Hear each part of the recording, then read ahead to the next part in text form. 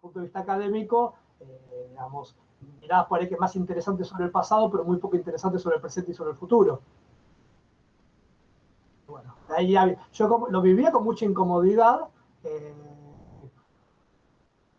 Bueno, después cada uno lo tramitó, digamos, de modos distintos. Y ahí sí es cuando uno, digamos, como científico social, vamos a ponerlo así con 80.000 comillas, trata de pensar las condiciones en las que se desempeña. O sea, uno no es solamente la voluntad, el deseo, las ganas. Hay condiciones y claramente esto cambia a partir del año 2001, 2002, 2003, en donde esto es más articulable y hay un cambio generacional ahí. Por ejemplo, para ponerlo en términos estrictamente académicos, había algo que no estaba dicho, pero que todos sabían. En la facultad se iba a estudiar para ser investigador. Y ser, por ejemplo, profesor de secundario era lo que hacías porque no te quedaba otra, ¿no? Aunque formalmente la facultad digamos, que formaba para las dos actividades. Y entonces había todo como una cosa muy fuerte ahí de, bueno, el que se dedicaba a la enseñanza secundaria o terciaria y no investigaba era como alguien que tenía una calificación de segundo orden, ¿no? Y esto nadie te lo decía. Pero son esas cosas que no se dicen, pero que precisamente por no ser dichas, tienen más peso todavía. A mí me parecía horrible eso. Yo trabajaba como profesor de secundario, como igual que varias de las personas que nombraste acá, y de hecho me parece que es un trabajo mucho más importante muchas veces que el de los investigadores, no. Y también eso afectaba a cómo se posicionaban los estudiantes, que es lo que esperaban la formación. Sin embargo, digamos, 10 años después, yo empecé a notar con mucha alegría que quienes estudiaban iban, buscaban una formación muy buena, pero para ser profesores del secundario. Y eso pero para ser profesor del secundario, no como plan B, sino porque ese era el objetivo. Y eso me parece que hay como un cambio en la forma de pensar las relaciones entre campo académico y sociedad también. Un cambio real ahí. También hubo cambios generacionales que quienes, bueno, estaban a cargo de cátedra fueron dejando de lado, digamos, fueron, digamos, dejando paso a gente más joven y demás, pero ahí hubo reacomodamiento. Hay otra forma de pensarlo, pero pongo el ejemplo de ser profesor de secundario, lo que me parece muy significativo y muy específico de nuestro campo. Pasó de ser algo, bueno, no te queda otra, lo vas a hacer, está bueno esto y está bueno que los profesores de historia quieran tener una mejor formación para poder transmitirlas en sus espacios de trabajo, ¿no? Entonces ahí hubo cambios muy importantes. Y yo lo noté sobre todo a partir del 2002-2003, eso de haber estado dando clases de 30 años me permitió ver muchas cosas, ¿no? Y también ver cambios. Un crecimiento muy importante en la matrícula, ¿no? Estudiante de historia, y que ese interés por la historia tenía que ver con qué podía hacer cada uno de los que estudiaba en relación a la sociedad. Entonces ahí hubo un cambio muy importante. Y también empezaron a acceder cátedras gente más joven que tenía otras perspectivas, ¿no? Ideológicas, pero también de cómo pensar el vínculo. Y también se fueron, obviamente muy importante, se fueron abriendo nuevos espacios institucionales en la formación docente, en la capacitación, tiempo después, digamos, en la generación de contenidos audiovisuales, en museos, empezó a haber como otros espacios y otras lógicas en las cuales el vínculo academia-sociedad ya no pasaba por algo que es, bueno, estamos los que detentamos un saber, un conocimiento y se lo transmitimos al resto, ¿no? De una posición como de exterioridad, y empezó a plantearse situaciones y fenómenos en la cual uno forma parte de espacios colectivos, de instituciones, de espacios de intercambio, en los cuales uno es alguien más, que tiene un conocimiento, pero que ese conocimiento se pone en juego en relación a otros conocimientos, a otros abordajes, a otras perspectivas, y que a uno lo ubican un poco mejor, ¿no? Porque sale esa lógica de la exterioridad. Esto en general. En mi caso en particular, yo desde el año 2000 trabajé muchísimo en capacitación docente. Y podría decir que de algún modo en este aspecto esto fue lo que me salvó. En el sentido de algo que me mantiene en vínculo con experiencias por fuera del espacio estrictamente académico sin dejar de ser académico, ¿no? Yo lo pensaría por ese lado, pero bueno, cambiaron las condiciones, eso claramente. Y no solo, porque a veces se dice eso porque, bueno, obviamente desde el gobierno de Néstor Kirchner y sobre todo el de Cristina, hubo un interés desde el propio gobierno por el pasado. Porque yo estoy hablando de espacios y de situaciones en las cuales se planteaban interpretaciones del pasado que no necesariamente coincidían con las del gobierno y que sin embargo se habilitaban. O sea, hay algo del orden público que excede lo gubernamental o lo estatal o del orden estatal que excede. Puedo poner muchos ejemplos. A mí jamás me preguntaron qué pienso sobre tal cosa cuando me invitaron a hacer cualquier cosa en el canal Encuentro o en Educar o cuando diseñaba o trabajaba para el Ministerio de Educación haciendo capacitaciones docentes en el país. Jamás. No había una cuestión de alineamiento sin ser yo, digamos, ni militante ni adherente a esa fuerza política. Entonces, hay como un nuevo marco. Y por supuesto que también que el gobierno, sobre todo después del primer gobierno de Cristina, empieza también a plantearse la constitución de un discurso sobre el pasado más propio, digamos, del sector político. Bueno, el Instituto de Rego es lo más la gente. Una cosa, antes de llegar a eso, me gustaría, por un lado, recuperar esa tensión, mantener, digamos, en suspenso esa tensión entre el ámbito académico y la intervención en la esfera pública, ¿no? Como un espacio de cierta incomodidad y al mismo tiempo de necesidad de ponerlo en vinculación. Y antes de llegar al libro, puntualmente, quería preguntarte sobre otro recorrido, que es, bueno, el que te lleva al estudio de los lenguajes políticos. Y tu encuentro, digamos, con la obra de Koselleck y con el equipo de Iberconceptos, y para pensar, digamos, qué te aporta esa perspectiva del análisis de los lenguajes políticos para pensar desde el siglo XIX el siglo XXI. Sobre todo en torno a un concepto que vos has trabajado especialmente, que es el concepto de revolución.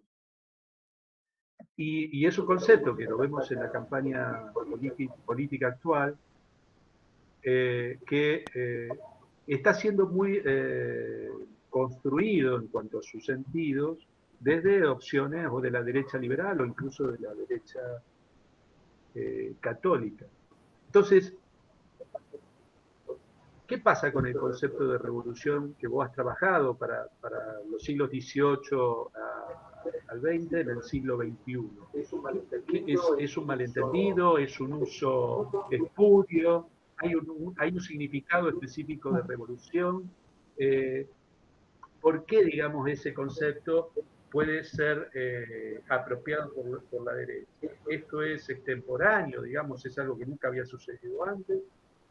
¿O en alguno de los sentidos posibles de la noción de revolución, ese uso contemporáneo se hace más significativo? Y por otro lado, bueno, ¿qué pasa con la izquierda, digamos, que parece haber perdido ese lugar de privilegio para hablar en nombre de la revolución? Bueno, sí, varias cosas. Lo primero que efectivamente, cuando yo ingresé al CONICET, ya veníamos trabajando, en realidad con Noemí Goldman, veníamos trabajando sobre cuestiones vinculadas al lenguaje y política en el siglo XIX, el siglo XVIII, y en términos personales, creo que no solo personales, un gran descubrimiento teórico-metodológico fue la obra de Koselleck, por lo menos para mí, ¿no? Fue muy importante. No porque me proveyó un modelo, hay que hacer esto. Yo desconfío bastante digamos, de las metodologías aplicables a, pero sí una serie de problemas y de planteos y de preguntas y de interrogantes y de abordajes que fueron muy enriquecedores. Eso coincidió con que decidimos hacer una especie de pequeño, un libro con ensayos sobre una serie de conceptos políticos importantes. Yo trabajé sobre revolución para Río de la Plata y coincidió con que se estaba constituyendo un grupo iberoamericano, un equipo muy grande iberoamericano, para tratar estos temas y que su producción fue la elaboración de 2 tomos de un diccionario de conceptos políticos. Bueno, y eso fue un trabajo que a mí en términos personales me enriqueció, intelectual, me enriqueció muchísimo. Yo tuve la suerte de, en el primer tomo, coordinar el concepto de nación, con lo cual, aparte de, digamos, de lo propio del concepto de nación, tuve que aprender historia de Portugal, de México, de un montón de espacios que para mí eran como muy lejanos. Yo conozco de Argentina, rioplatense, de Chile, de Brasil, algo de Colombia, algo de México, algo de España, pero todo algo. Ahí tuve que, y aparte porque las perspectivas de trabajo, es muy interesante el trabajo colaborativo con colegas que vienen de distintas tradiciones, de distintas generaciones, que por ahí podemos coincidir en esto, pero los problemas que nos planteamos no son los mismos. O sea, uno puede ponerlo, para ponerlo fuera de nosotros, en COSELEC. Bueno, lo voy a simplificar. El problema de Koselleck, como de buena parte de la generación de intelectuales alemanes a la que él pertenecía, es cómo se llegó a eso, cómo Alemania llegó a lo que llegó en la década del 20, cuáles son las raíces de eso.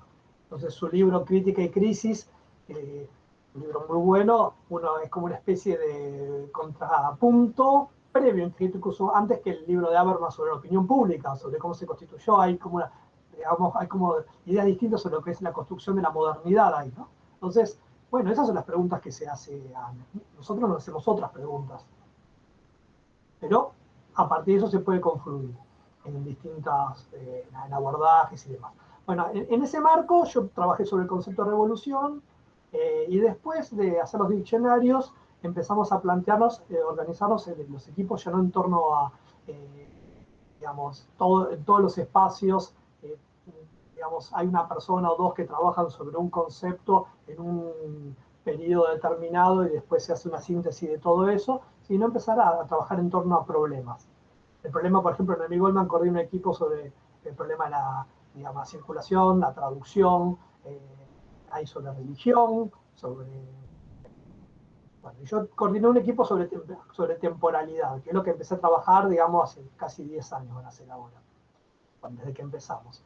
Y en ese marco tratamos de capitalizar lo que ya habíamos trabajado antes en Iberconceptos y empecé a meterme en esta cuestión que planteaba recién Alejandro de la temporalidad. En todo caso, lo que él decía en relación a la revolución asociada a temporalidad. Lo primero que diría es que no hay usos espurios. No hay usos espurios. Hay usos. Precisamente una de las características, según Koselleck, de los conceptos en la línea que él los plantea, es que los conceptos no se pueden definir, porque tiene una historia. En cada momento hay distintos usos y significados. Entonces decir que uno es genuino y otro es espurio sería como contradecir el espíritu de la propia, digamos, los planteos de los cuales partimos, ¿no? Entonces no hay usos espurios. En todo caso hay una disputa política sobre los usos. Y ahí, bueno, eso es algo abierto. Eso es la primera cuestión. La segunda es que efectivamente hay experiencias previas de formaciones políticas de derecha que se piensan, que se conciben como revolucionarias. En todo caso, ahí hay una discusión qué es lo que es la izquierda y qué es lo que es la derecha. Yo en el libro traté de dar una especie de definición muy sencilla para que sirva para entender el libro. Pero esto obviamente es una discusión larguísima,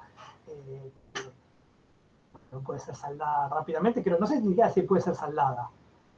Mi planteo es que de izquierda son las fuerzas o las concepciones que promueven la igualdad. Yo sé que es un poco picapedradero esto, pero voy por ese lado. Y de derecha, hay distintas opciones. Puede ser que o promuevan la desigualdad, o piensen que es inevitable, o que es bueno, o que es necesaria, ¿no? Entonces, iría por esos lados, como para definir dos campos.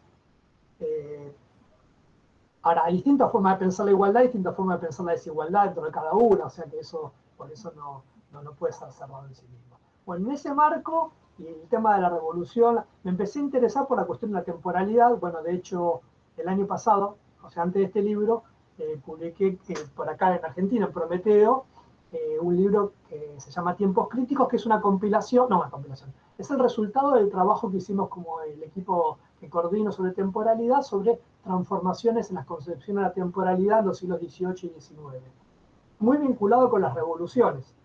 Entonces ahí aparece toda una discusión sobre un debate muy actual, y eso es lo que nos trae presente, que es por qué parte del interés que tiene entender los cambios en las concepciones de la temporalidad entre fines del siglo XVIII, comienzos y mediados del XIX, tiene que ver con que hay autores que plantean que ahora hay otra transformación en la forma de concebir la temporalidad. El autor más conocido de esto es François Hartog, que estuvo en Rosario, creo, hace 2 años, ¿no? Digamos, en su libro sobre los regímenes de historicidad, ¿no? Y que, lo que he dicho muy rápidamente, lo que plantea que si hasta, siguiendo a Coselli, que en esto, si hasta fin del siglo XVIII lo que predominaba era el pasado como, digamos, dimensión temporal que da sentido a la experiencia, es decir, si algo acontece, su explicación, su comprensión puede hacerse retrotrayéndonos a algún momento del pasado en el que sucedió algo similar, y con la ilustración y sobre todo con las transformaciones revolucionarias, y también en los medios de comunicación y el transporte y la revolución industrial, empieza a plantearse que esto debía, el sentido de la experiencia social provenía del futuro, hacia dónde nos dirigimos, que esto que está aconteciendo ahora acontece porque es lo que nos permitirá llegar a tal situación en el futuro. Lo que se plantea es que desde fin del siglo XX lo que hay es un régimen presentista, donde una especie de presente amplio, dilatado, que se traga el pasado y el futuro, como que vemos una especie de presente, no diría perpetuo, pero que es la dimensión temporal digamos que decisiva para dotar de sentido a las experiencias y orientar a los actores, ¿no? Entonces, en el marco de esa discusión, que hoy en la que intervienen filósofos, críticos literarios, teoría de la historia, bueno, esto es interesante porque atraviesa todas las disciplinas sociales y humanísticas. Eso también fue también muy interesante porque tuve que ponerme a leer, digamos, no solo autores, sino disciplinas que para mí son un poco esotéricas. Empezamos, bueno, a armar el equipo ese sobre temporalidad, mientras en Argentina pasaba el paso del kirchnerismo al macrismo, ¿no? Y yo lo que empecé a ver en el tema del macrismo, y esa fue lo que quise discutir, lo que llevé para discutir cuando fui a Rosario en el 2017, es que una de las claves del éxito del macrismo es que se había logrado hacer fuerte la idea de que venía a traer un futuro. Y que en mi impresión, y en esto, bueno, también tengo una bibliografía, ¿no?, la cual yo me inspiré, no es que lo descubrí, sino que, pero me pareció que aplicaba en este caso, en general las fuerzas de izquierda y el populismo, que para mí digamos, en la definición que yo doy es una fuerza de izquierda, para ponerlo claro, más bien se atrincheraban en la defensa de un estado de cosas porque el futuro que viene va a ser peor. Entonces, como lo digo un poco provocativamente en el libro, la derecha le robó a la izquierda el futuro, que era una de las claves en las cuales podía hacerse fuerte, porque bueno, durante el siglo XIX, sobre todo el siglo XX, venía a ofrecer todo lo malo que podía pasar ahora, era subsanable porque el futuro iba a ser mejor. Y lo que vemos ahora es que el futuro va a ser peor, entonces hay que defender lo que hay ahora. Entonces, en ese sentido muy preciso, la izquierda se volvió conservadora, porque busca conservar derechos, instituciones, experiencias, prácticas, y digamos que ante el avance del capital pueden ser, digamos, perdidas y estar en una situación peor. Entonces, en ese sentido se invirtió un poco, o bastante, en la relación entre fuerza política, ideológica y temporalidad. Y ahí es donde aparece el libro. Yo empecé con esta hipótesis que no era solo mía, había varios autores que planteaban el tema del futuro como una clave del macrismo. Yo lo vinculé con estas discusiones sobre los cambios en las concepciones de la temporalidad y me pareció que por ese lado podía salir algo interesante. Y ahí fue cuando también... Ahora, una breve intervención sobre ese punto para no avanzar y poder repensar un poquito esta cuestión. Por una parte, da la sensación que vivimos en una época presentista, como plantea Hartog y vos señalaba. Hay muchos indicios en este sentido, un régimen de historicidad presentista, dice Hartog. Pero por otra parte, la sociedad parece reclamar futuro. Y eso hace exitoso a quien logre levantar esa bandera e iluminar alguna idea de futuro. Y lo que vemos es distintas alternativas llamadas, para decirlo rápidamente, de derechas, al menos en Occidente, que se hacen fuertes en la posibilidad que tienen de construir una idea de futuro posible, que es atractiva porque la sociedad reclama futuro. ¿Cómo se resuelve esa paradoja entre presentismo y aspiración de futuro? Sí. Ahí yo diría dos cosas. Por eso es que el libro terminó siendo lo que fue. Hay una demanda, digamos, el presente es insoportable. Vamos a ponerlo así. Pero no es un presente, estoy exagerando por ahí, pero bueno, para algunas personas no lo es. Entonces, una fuerza que te confirma que todo lo que hay no tiene demasiado sentido y que hay que transformar todo y que hay que reorganizar todo a partir de nuevos principios, tiene una audibilidad, ¿no? Hay algo ahí. Ese sentido es interesante porque el movimiento es muy parecido a lo que hacían los movimientos revolucionarios del siglo XIX y del siglo XX. Bueno, hasta ahora la humanidad vivió en el error, ahora viene la verdad que, en ese sentido, o incluso cuando se piensa versiones como decadentistas, ¿no? Bueno, tuvimos un momento de éxito y después decayó, ¿no? Esto uno lo puede ver en el tópico de los 300 años que había en España a fines del siglo XVIII, comienzo del XIX, y los 70 años de ahora. Hay como ciertas formas o estructuras de concebir la relación entre pasado y futuro que son análogas. Entonces, en ese sentido también hay un reposicionamiento de la derecha que efectivamente se apropió del futuro en este sentido. Algo que es muy interesante, no da indicios muy concretos sobre cómo sería ese futuro. No es el futuro, no es el contenido preciso. Eso es también bastante interesante, porque cuando uno empieza a ver, bueno, pero ¿cómo sería esto? ¿No? No hay, ¿cuál sería? Para poner la fuerza donde uno más claramente puede ver esto es, si uno quiere pensarlo, en ciertas formulaciones neoliberales, donde dice, bueno, toda la experiencia hasta ahora son experiencias en las cuales intervienen actores colectivos que impiden a los individuos desplegar todo su potencial, hay que terminar con todas las restricciones y desplegarse así. Cuando terminemos con esas restricciones, los individuos van a poder desenvolverse plenamente en función de sus capacidades, sus ganas, sus intereses, sus posibilidades. ¿No? Un mundo meritocrático. ¿Sí? ¿Cómo sería ese mundo? No es muy claro. ¿Cómo sería concretamente? Solo está la fantasía de que ese mundo, cada uno va a tener el lugar que merece según sus capacidades. Y todos tenemos la fantasía de que tenemos las mejores capacidades, ¿no?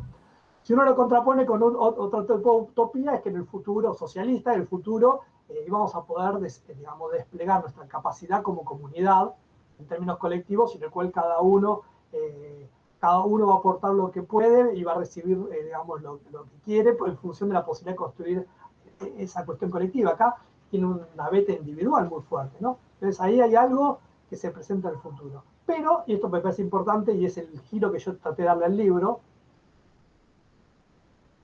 pareciera que por ahora tampoco podemos funcionar sin pasado. Ese es el otro punto.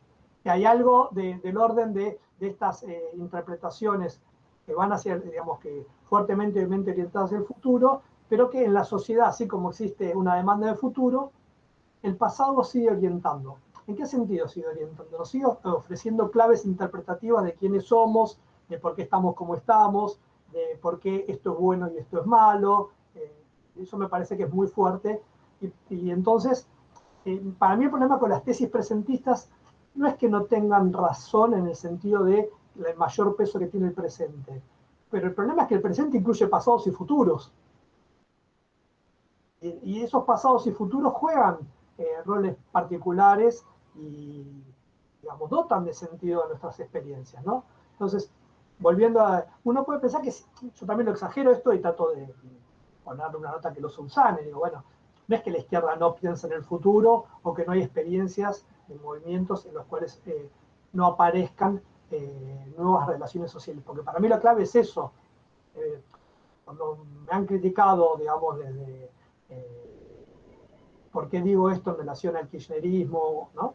Dice, bueno, no, porque el futuro, bueno, la idea sería tener algunos derechos más, tener mayores posibilidades de consumo, que la sociedad esté mejor. Lo cual está fantástico. No digo, digamos, yo adhiero a todo, pero no son nuevas relaciones sociales. No hay una reformulación en las relaciones sociales. Una cuestión que sí plantea el neoliberalismo, porque sí propone reformular las relaciones sociales, y que sí plantean algunos movimientos, particularmente para lo que yo veo, hasta donde yo entiendo, algunos feminismos.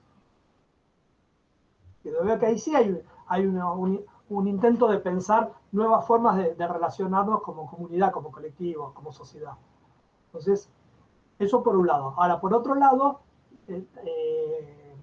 lo voy a poner con ejemplos que están en el libro también. ¿Por qué cuando resurgen los conflictos por temas vinculados con las comunidades mapuches, el discurso que aparece, porque uno podría decir, bueno, en esta clave interpretativa bastaría, digamos, plantear que la propiedad privada es la propiedad privada y punto. O sea, si alguien tiene papeles sobre un territorio, no importa cómo los consiguió, es el dueño. O sea que si hay comunidades que reclaman ese territorio, no debería importar. O podría argumentar, como también se argumenta, que son sectores que no, o son personas que por su condición no están en condiciones de formar parte de la comunidad, ya que sus valores, etc., ¿no? Ese tipo de cuestiones. Hacer una posición que discrimina por quiénes son los que están reclamando. Sin embargo, lo que aparece mucho es que no son argentinos, sino que son chilenos. Y que en el siglo XIX invadieron y mataron a los tehuelches y a los boroganos, y hay toda una historia ahí. O sea, la interpretación o buena parte de la justificación pública por la cual no deberían ampararse lo que plantea la Constitución del 94, que le reconoce derechos a los pueblos originarios, es que no son argentinos sino chilenos. Bueno, hay una interpretación histórica y muy convencional por otro lado. Entonces, no alcanza con el futuro, no alcanza con ciertos valores, la propiedad privada, cosas, sino que también hay una interpretación histórica que sostiene, que uno analíticamente puede pensar que son cosas distintas, pero que en el discurso público y a la hora de fundamentar y de legitimar actúan en conjunto, ¿no? Entonces, ¿por qué aparece eso, no? Yo en el libro pongo un ejemplo que me parece muy significativo por eso. Cuando Esteban Bullrich dijo en el año 2016, o sea, un año antes de lo de Maldonado y de Rafael Nahuel, ya es algo de antes, estaba en Choel y dijo que hay que hacer la conquista del desierto, pero ahora con la educación, no por las armas. ¿No? ¿Por qué dijo eso? ¿Por qué la conquista del desierto? Porque apela a un hecho emblemático de la historia argentina, cargado de simbolismo, cargado de una densidad, y más en Choel, cuando él podría haber dicho, con todo el discurso que él mantenía, todo un discurso tecnocrático, la educación es formación de recursos humanos, lo que hay que hacer es mirar hacia el futuro, hay que dar, no sé, computador, inglés, lo que no importa. Podría tener solo un discurso tecnocrático, pero se ve que no alcanza el discurso tecnocrático. No alcanza en el sentido de cómo se vincula con la sociedad, pero tampoco alcanza para los propios dirigentes, militantes, funcionarios, porque son parte de la sociedad. Eso es lo que a veces, digamos, en los análisis sobre los discursos de actores políticos, es como si fueran marcianos que no formaban parte de esta sociedad. Cuando tuvieron la misma educación, la misma o de distintos sectores de educación, sociabilidad, consumo de discursos y demás, digamos, que muchos otros en esta sociedad. Entonces, ahí hay algo que me parece interesante porque permite entender estos movimientos en los cuales, si bien vivimos en un momento que podríamos calificar de presentista, el pasado y el futuro tienen un peso muy importante, así como lo tenían en el, digamos, régimen futurista, digamos, obviamente, digamos, cuando uno dice el siglo XIX, el siglo XX, el futuro orientaba la experiencia. Claro, pero lo orientaba, pero también lo orientaba porque ese futuro tenía también una explicación en el pasado. Y una de las categorías claves que permitía explicar todo esto era la de progreso. Entonces, poder explicar qué líneas podía seguir una determinada sociedad, hacia dónde estaba orientada, tenía que ver con una historia previa. Entonces se articulaba también. A mí lo que me disgusta un poco de estas tesis es que no es que no importa qué es la dimensión temporal determinante, obviamente es muy importante, pero que nunca hay que dejar de tener presente que es la que a partir de la misma se articulan las otras dimensiones temporales. Hay que pensar eso, cómo se articulan, no tomarlas como compartimentos. Bueno, ahora predominaba el futuro, entonces, bueno, eso lo. Ok, como si el pasado lo hubiera dejado tener. Sería ridículo pensar que en el siglo XIX el pasado no tenía importancia, en el siglo XX. Digamos, el siglo de la historia o no lo es. ¿No? Y hoy en día, ok, el presente, digamos, el pasado parece que no lo guía. Y el futuro no es algo a lo que queremos ir. Eso quiere decir que no tenemos pasado y no tenemos futuro. A mí no me cierra ese tipo de interpretaciones. Y bueno, entonces me pareció que el discurso del macrismo era como un corpus por el cual yo podía explorar estas hipótesis en general y en particular algo que me interesaba indagar, porque a mí lo que me interesa, ahí ya con mis preocupaciones ético-políticas, lo que me interesa es entender por qué una parte importante de la sociedad comparte estos valores, qué es lo que hay ahí, cuáles son esos valores, cuáles son esas ideas, cuáles son sus simbologías, sus orientaciones. Me interesa entenderlo, pero sobre todo por esto, ahí te dejo. Porque lo que yo encuentro ahí no es el discurso de un grupo político, yo encuentro ahí el discurso de mis vecinos, de mis familiares, de la gente que conozco, o sea, es un discurso que es un discurso social, no es un discurso de un sector simplemente. Ahí es donde me interesa, no porque sea un discurso en sí interesante en términos de historia intelectual, no lo es para nada, más bien no, es muy pobre en términos de densidad intelectual. Pero es interesante porque es el que logra interpelar a sectores importantes de la sociedad, bastante éxito. ¿No? Ahí sí, haría una intervención solo para habilitar, no sé por qué yo escucho mucho eco, no sé si soy yo o se escucha cuando hablo, ¿se escucha el eco? Ahí mejor. Me parece que el eco era porque yo tenía abierto el micrófono, lo voy a apagar cuando no hablo. Ahora me estoy dando. Pues, bueno, no, les quería avisar que hubo problema con la transmisión en Facebook, y entonces se está transmitiendo por YouTube.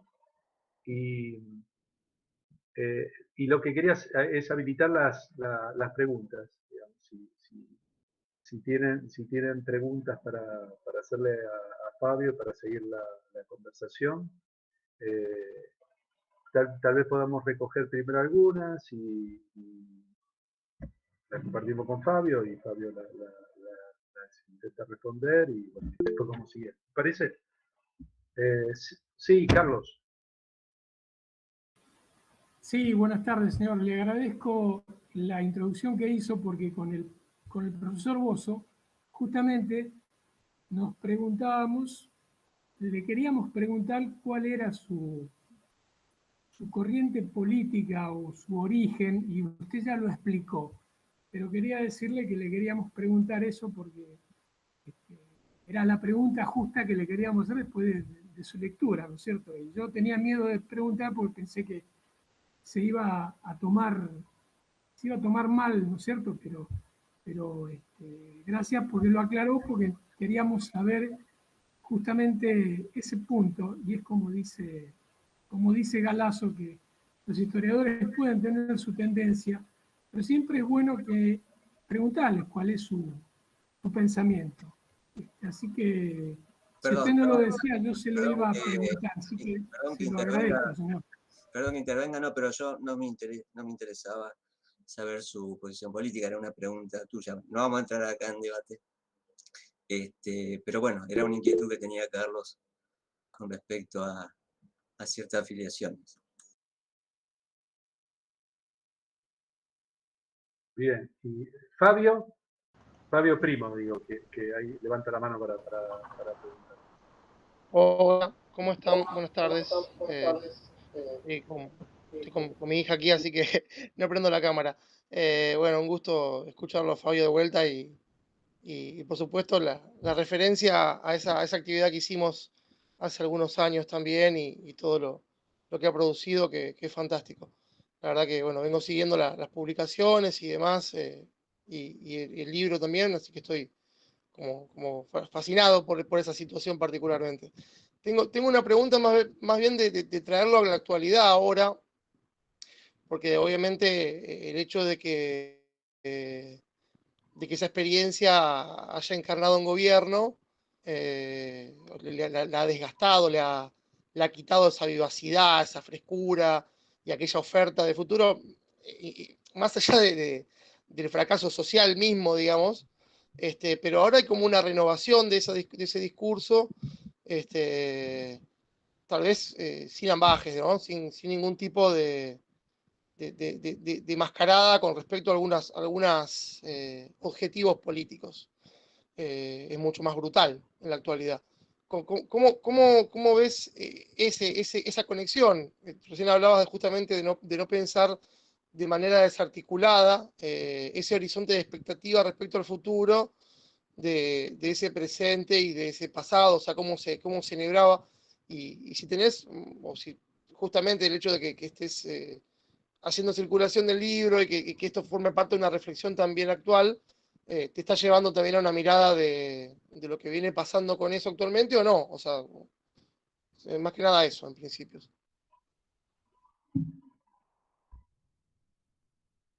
Y le hacemos pregunta a Ignacio, que tiene levantar la mano, y después te pasamos la palabra a vos, Fabio. Creo que Ignacio está ahí, que levantó la mano. Sí, por eso, Ignacio. Sí. ¿Qué tal, Fabio? ¿Cómo va? Te quería hacer una pregunta. Bueno, vos marcaste bien este fenómeno que no es solamente argentino, en el que las derechas le robaron, las derechas dentro de tu definición, le robaron el futuro a las izquierdas, pero en el caso argentino vos reconstruís también la interpretación del pasado a través de la cual le robaron ese futuro, ¿no? Lo articulás entre una dinámica pasado, presente, futuro. Y caracterizás para el caso argentino, en la introducción por lo menos del libro, aclaro que no leí todo el libro, leí la introducción que me pareció muy interesante, caracterizás a ese colectivo como gorila, que me parece interesante, ¿no? Porque es evidente que lo estás haciendo despojado de carga peyorativa, etcétera. Es una forma, tomás digamos, un concepto político cotidiano para volverlo en parte sujeto de análisis. Mi pregunta tiene que ver con ese uso con esa interpretación del gorilismo. ¿Qué diferencia tiene con otros discursos de derechas, por ejemplo, latinoamericanos, donde también pasa lo mismo? ¿Tiene que ver con esos famosos 70 años? ¿Hay algo particular en el gorilismo para que valga la pena, digamos, definirlo de esa forma y no sumergirlo dentro de un colectivo, digamos, por ejemplo, en Latinoamérica?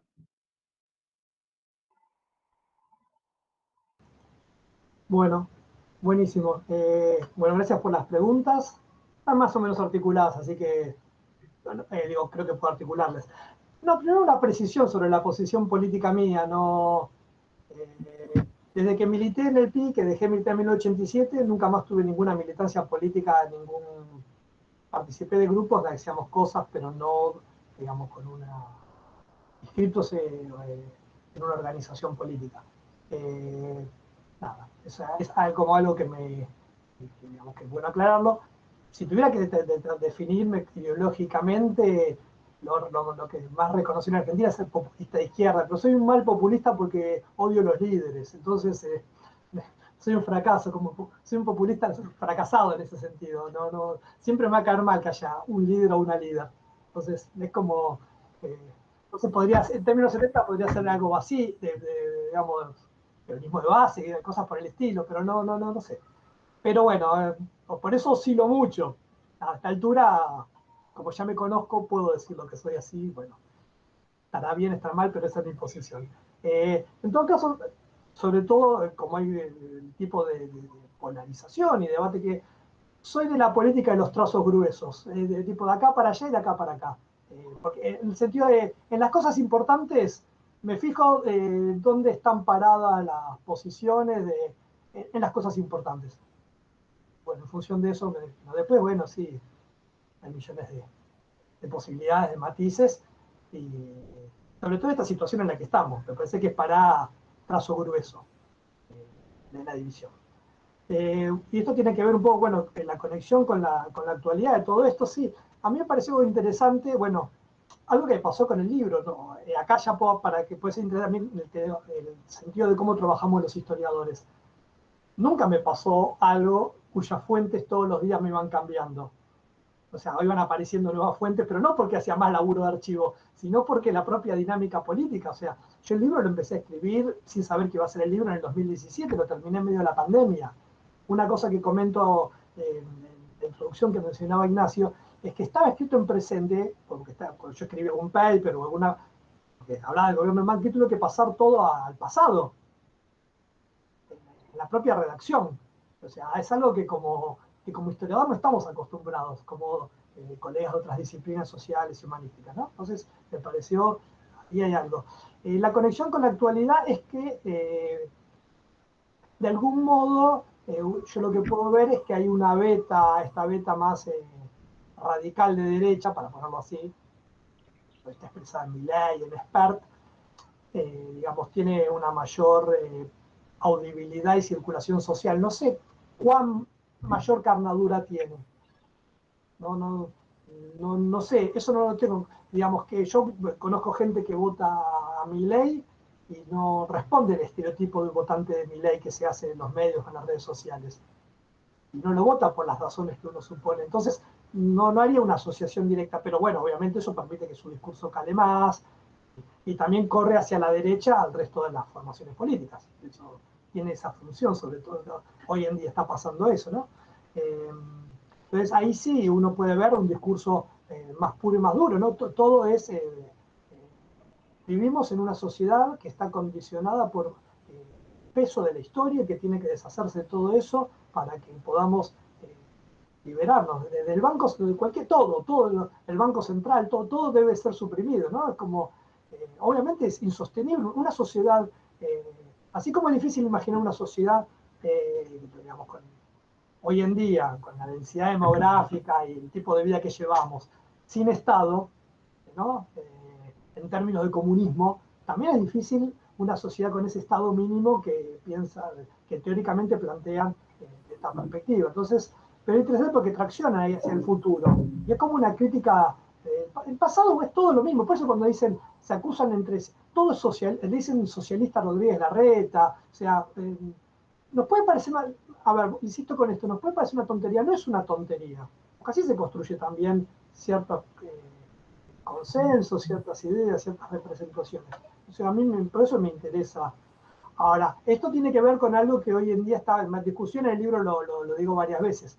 Para mí el macrismo fue una articulación coyuntural de una serie de intereses, una serie de posiciones, una serie de ideas. Lo llamé macrismo porque fue el macrismo, no porque creo que necesariamente tenga que haber quedado cristalizado de ese modo. De hecho, planteo que quizás en el futuro sea de otra manera. Algo de eso se está viendo ahora. Es un futuro muy inmediato en relación a ese pasado, ¿no? Pero lo que es verdad es que el hecho de haber llegado al gobierno por el voto popular, a una fuerza política de derecha, por primera vez, podríamos discutir si el segundo gobierno de Menem no fue lo mismo, en el sentido de que la gente votó un plan que sabía, o sea, no es como el primer gobierno que te presentó de un modo e hizo otra cosa. En el segundo era claro lo que era. O en el 2003, que también ganó, digamos, aunque después no se presentó al balotaje, ganó también. O sea, pero bueno, digamos, un gobierno con un fuerte consenso social. Entonces, logró articular, y esa articulación obviamente implica, también un poco el chiste del barro de la historia es eso, que uno puede pensar que Macri, su núcleo duro, es un núcleo muy ideologizado, pero cuando tenés que gobernar, te tenés que meter se suele decir en el barro de la política, yo jugué con eso con el barro de la historia, no podés sustraerte de ese barro de la historia. Está, o sea, uno puede decir, no me toca, pero bueno, te toca. Entonces, todo esto, bueno, en la actualidad yo lo que estoy viendo es que hay una rearticulación de todo ese conjunto de fuerzas. Y esto en relación a lo que me planteaba Ignacio, lo de Varela es muy a propósito porque yo tengo una hipótesis, todavía no leí el libro de Ernesto Semán, quiero leerlo, sobre el antipopulismo, que es la siguiente. Yo creo que la forma de entender el antipopulismo, que es antiperonismo en Argentina, porque es el populismo realmente existente, ¿no? es que no es solo una cuestión ideológica, no es solo una cuestión de intereses, sino que hay algo del orden de la estructura de sentimiento, en términos de Raymond Williams, una sensibilidad. Es incomprensible el antiperonismo solo desde lo ideológico, porque vamos a encontrar desde progresistas socialistas hasta racionales. Entonces, ¿qué es lo ideológico? Vamos a encontrar desde grandes propietarios hasta gente humilde, tampoco son los intereses. Hay algo del orden de la sensibilidad que muchas veces se nos escapa a los historiadores y también a quienes hacen estudios sociales en general, porque no es tan fácil de racionalizar, digamos, de sistematizar, de examinar algo de yo no quiero que esa gente haga cosas que a mí me molestan o que ocupen lugares que a mí no me gusta que ocupen o cosas por el estilo, ¿no? Esa gente me molesta, o sea, es algo del orden de la sensibilidad. Y ya que en Argentina tenemos la expresión gorila, me pareció que estaba bueno utilizarla, aclarando que venía por ese lado. En ese sentido, sí es una diferencia con otros, digamos, situaciones de América, me parece, porque en Argentina la experiencia populista es muy fuerte.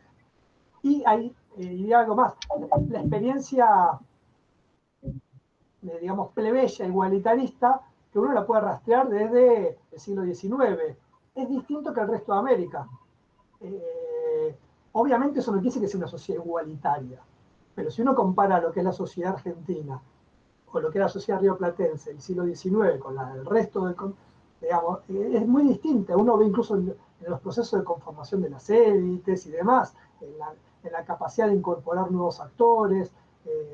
Yo no sé en cuántos países de América Latina en el siglo XX podían haber accedido a la presidencia, digamos, argentino de segunda generación, por ejemplo. Por un ejemplo, poner lo más alto, llegar a la presidencia, o a gobernaciones, o a cargos importantes. Entonces, hay como ciertas condiciones en Argentina, y que eso se condensa en el peronismo, y donde buena parte de lo que es el discurso, digamos, que ahora se está reviviendo como una especie de discurso de la Guerra Fría, que es como absolutamente anacrónico, es como que se superpone con el discurso antiperonista, ahora se dice antipopulista para darle una pátina mayor.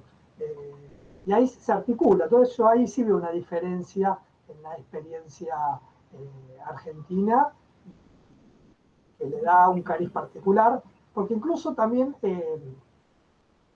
es muy difícil también, algo que aparece en el libro, incluso para quienes tienen estas posiciones, les es muy difícil desconocer ciertas instituciones, en el sentido más laxo de instituciones de la sociedad argentina, como la educación pública, cosas por el estilo que no es que no se objetan, pero hay actores que, digamos, dentro de esa formación política, ideológica, por lo menos creen que no hay que objetarla.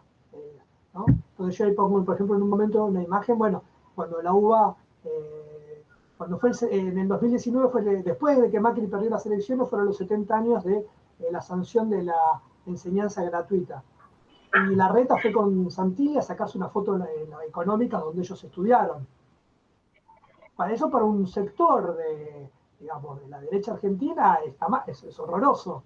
Sin embargo, ellos consideran que algo de eso tienen que, ya sea porque lo piensen genuinamente, no me interesa a mí las motivaciones, si es genuino o no genuino, pero el gesto es interesante. Hay ciertas tradiciones, instituciones, incluso argentinas, de cierto igualitarismo, a las cuales tienen que todavía tener cierto tributo. Entonces hay algo diferente en sin convertir esto en Argentina es un lugar excepcional, ¿no? Porque tampoco esa cosa de no, Argentina todo es distinto y demás. Eso no. Pero sí, yo veo una singularidad. Si quieren lo podemos ver en nuestro campo, en lo académico. Nosotros tenemos formas de sociabilidad institucional en el campo académico que son mucho más relajadas y mucho más plebeyas e igualitarias que casi todos los sistemas académicos latinoamericanos. El mexicano, que el colombiano, que el chileno, ¿no? Eso tiene que ver con la sociedad argentina, no con el sistema académico argentino. ¿No? El tema de la jerarquía, el tema de que haya actividades como las interescuelas, donde se pueda estar en un espacio común discutiendo masivamente, no digo en igualdad, porque eso no es igualdad de condiciones, pero que haya, bueno, eso no es algo tan habitual, ¿no? Uno ve los sistemas académicos, son mucho más rígidos, más cerrados, más verticales. No es porque el sistema universitario y científico argentino sea distinto, sino porque la sociedad argentina es distinta. Me parece eso, no es algo que examine en profundidad, pero es algo que como experiencia personal se siente. En Brasil hay algo de esto, que bueno, un poco que me fui por las ramas, pero era por este lado. Recogemos, si te parece, algunas preguntas más, Fabio. Sí, yo estoy entregado. Tenemos tiempo, aprovechamos eso. Bueno, quienes quieran, hacemos una nueva. Leonel, primero, Camila, después.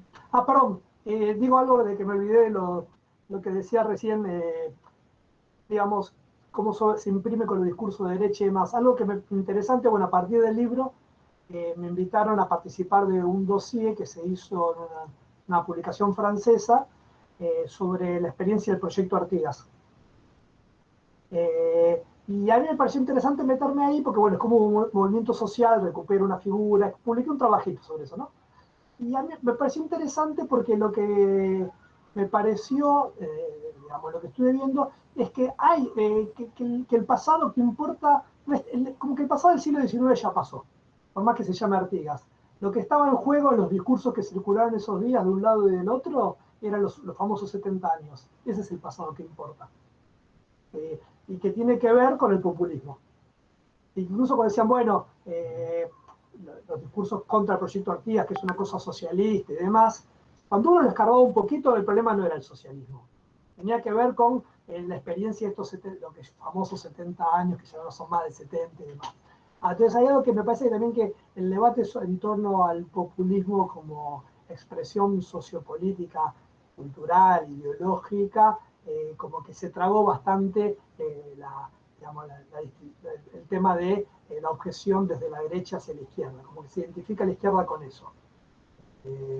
Porque había una reivindicación de Artigas, digamos, en el caso uruguayo muy obvio, porque de hecho Artigas lo reivindica a la derecha en Uruguay, movimiento muy fuerte, y entonces como que los conflictos del siglo XIX y demás es como que ya es como un eco, un pasado lejano. Me parece que ahora sí hay como, a diferencia de lo que pasaba en la década del 60 y del 70 del siglo XX, donde el siglo XIX tenía un peso, ¿no? Ahí hubo un cambio.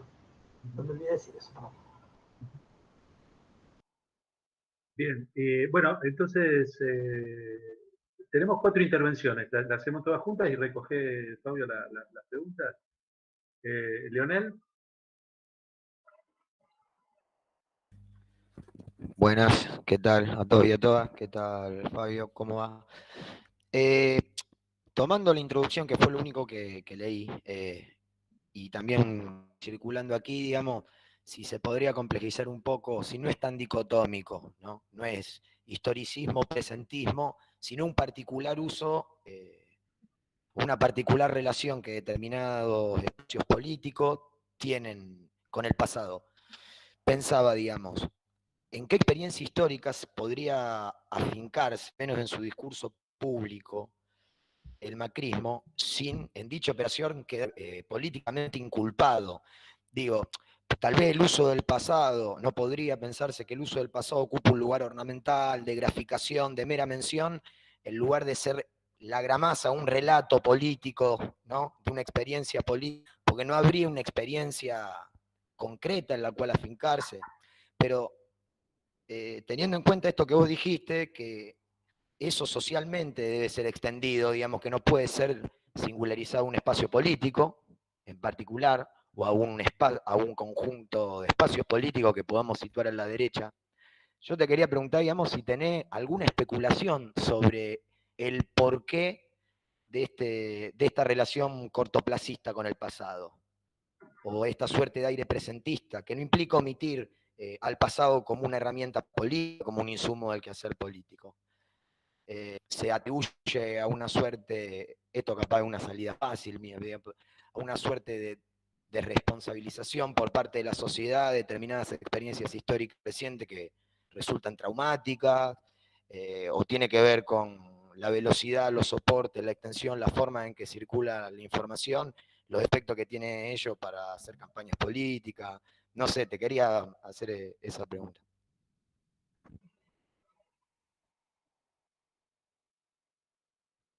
Gracias, Leonel. Camila. Hola, hola a todos. Bueno, yo, Fabio, te quería preguntar, vos hablabas al principio de la charla de cierta incomodidad que sentías en tu juventud entre ciertos intereses académicos y ciertas motivaciones políticas, y te quería preguntar si vos sentís que con este libro te pudiste correr de esa incomodidad, o si por el contrario sentiste que te estabas metiendo así como en una especie de barro de la historia vos también.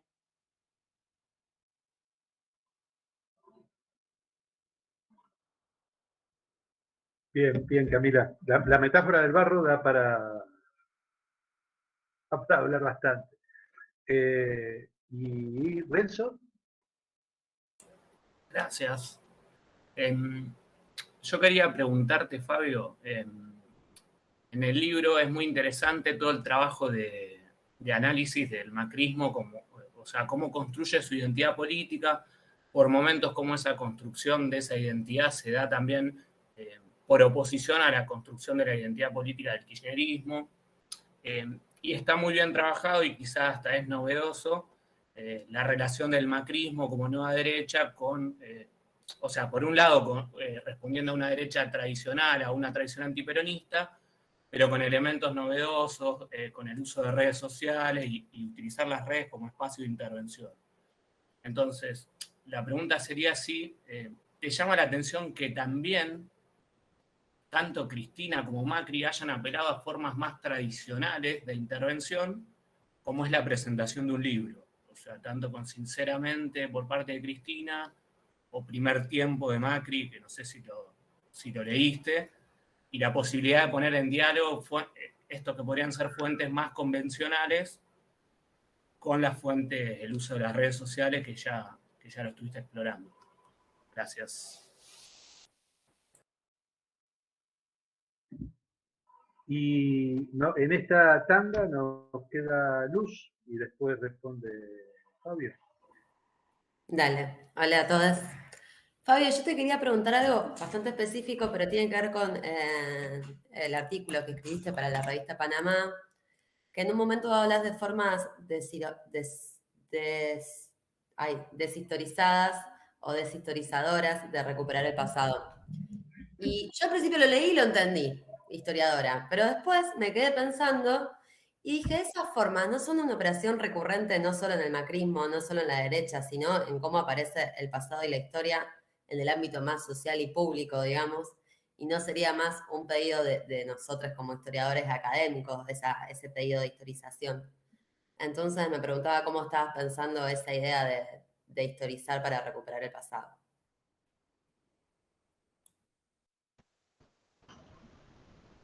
Bueno, el contexto quedaba alguien más.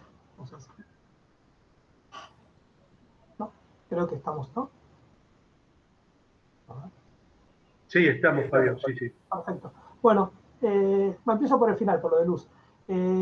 Sí, en realidad era porque empecé a trabajar con lo que me iba encontrando. Lo primero que me encontré, bueno, lo primero, pero lo más llamativo, no está ahí, por eso está en el libro, pero no está en ese fragmento que publicó Panamá. La imagen de, recuerdan, en el 2012, la remera del Che Macri, que era digamos, como el recorte de la figura del Che con la cara de Macri. Y hice un análisis de eso, porque me pareció que había que tomarlo en serio, y repetí un poco lo que planteaba Alejandro, ¿no? Con la idea de nosotros somos los revolucionarios, pero despojados de los contenidos, ¿no? Entonces, eso, y después la figura del emprendedor, que también me pareció interesante, que me parecían deshistorizadoras por lo siguiente. No porque no son interpretaciones históricas correctas, porque yo no me estoy preguntando si son correctas o no son incorrectas, por lo menos en el análisis que planteo. En general creo que son todas incorrectas, ¿no? Las que hacen eso. Pero no importa, pero no es lo que me... Sino en tomar algún elemento del pasado, traerlo al presente sin insertarlo en una narrativa. Para mí lo decisivo es eso, ¿no? Que no está inserto en una narrativa que tenga capacidad explicativa y que trascienda al uso de ese icono, de esa imagen, o de esa mención, de esa referencia. Entonces cuando te dicen, Belgrano es un emprendedor, están haciendo un uso del pasado. Porque miraba el discurso de Macri en el 2017 en el Monumento a la Bandera, ya que estamos en Rosario. Digamos, del 20 de junio de 2017. Y tiene un discurso muy bueno, ahí Belgrano era un emprendedor que miraba el futuro, enfrentó los desafíos, siempre hacía, o sea, el problema para mí, el problema, ¿por qué lo pongo como deshistorizador? No porque es una interpretación errada sobre Belgrano, sino porque no le inserta ninguna trama histórica, ese es el punto, ahí va eso. En cambio después digo, bueno, las otras dos que trabajo, que tienen que ver con interpretaciones tradicionales de la historia argentina, sí, ¿no? Bueno, es lo que reconstruyen es básicamente, por ejemplo. Eso, o cuando tienen que hacer, bueno, pongo algunos ejemplos. Bueno, eso por un lado. Estoy yendo atrás para adelante. Bueno, lo que me preguntaba Renzo, lo del libro, no lo había pensado, el libro de Macri no lo leí, porque lo publicó después que ya había terminado el libro, y después que terminé el libro decidí que tenía que dar una especie de descanso mental de todo esto, porque bueno, me había un poco saturado. Digo, leí unos cuantos libros. Bueno, en ese sentido soy un historiador muy convencional. Leemos esto para sacar esto, ¿no? Así, o sea, hice eso. El famoso, con 1 kilo sacamos 50 gramos. Bueno, sí, leí 1 kilo de cosas increíbles, no solo las redes sociales, sino también libros, artículos periodísticos. Entonces ya no leí. Es interesante lo de no había pensado la presentación del libro como en el espejo, ¿no? Lo de Macri y Cristina. Yo creo, en el caso de Cristina, bueno, fue un hecho político muy claramente, muy pensado, además. En el de Macri supongo que habrá pensado que algo de eso podía ser recuperado bajo su propia interés. La verdad que no lo sé. También hay algo que todavía queda, ¿no? El prestigio del libro, ¿no? Hay algo que en ciertos sectores funcionan, pero no sé si tiene que ver con eso o no. La verdad que no lo había pensado demasiado. Sí me parece algo que yo trato de poner en el libro, sin desplegarlo demasiado, lo enuncio, que el macrismo es incomprensible sin el kirchnerismo. No porque en sí deba serlo, sino por cómo se configuró, porque la propia construcción del macrismo tiene que ver con el kirchnerismo. En un momento lo planteo, fue el antikirchnerismo posible. Pensemos esto nada más. En el 2011, los dos grandes candidatos a presidente, los tres, perdón, eran Cristina, se me fue Ernest Wiener y Lavagna fue, ¿no? También. En el 2015, o sea, piensen lo que pasó entre el 2011 y el 2015. En el 2015 eran Scioli, Macri y Massa. Es un corrimiento importante, ¿no? Que hay que entender.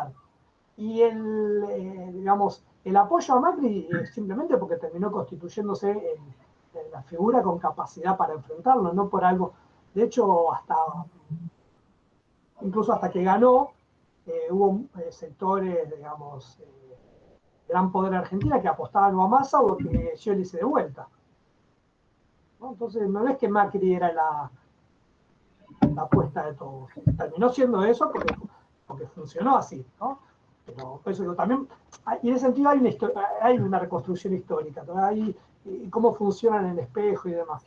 Y también porque el kirchnerismo de entrada quiso traerlo a Macri como su opositor. Yo lo tengo muy claro porque vivo en la ciudad de Buenos Aires. Y hace 14 años que lo tengo como gobierno gracias a eso, entre otras cosas, por decisiones políticas de tener como oposición a Macri. Por ejemplo, bueno, ¿Puedo ahí en ese punto agregar algo que te quería preguntar, pero me parece que es pertinente justo que estás señalando esa relación macrismo y kirchnerismo como una relación simbiótica. Más allá de las diferencias que vos decís o están implícitas en lo que vos decís entre las relaciones pasado, presente y futuro que construye kirchnerismo y macrismo, Me parece que hay algunas cosas que en el fondo coinciden, digamos, son bastante similares, y por ahí tienen que ver con esa simbiosis que vos planteás, ¿no? Una es la idea de que hay que dar una batalla cultural.